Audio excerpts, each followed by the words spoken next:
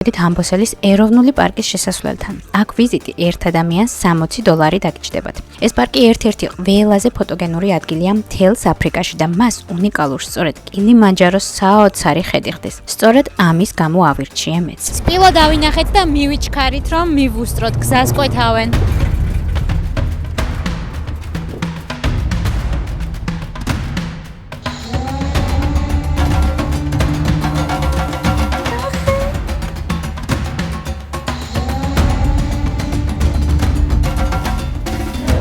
ამბოსელი გაშენებულია ძველი ტბის გაქრობილი ზედაპირის ადგილზე. დღეს აქ მტვრიანი ვაკეებია, თუმცა მიწისქვეშა ნაკადულები კილიმანჯაროს მყინვარებიდან მოდის და ქმნის ჭაობებს და წყლის ოაზისებს, სადაც ცხოველები ყოველდღიურად მოდიან წყლის დასალევად. წარმოგიდგენიათ, თოვლიანი მთა აჩენს სიცოცხლეს ცხელი აფრიკის გულში.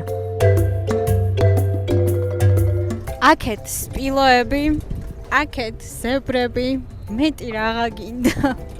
საოცარია, ეს ნახეთ. როგორი მიდის.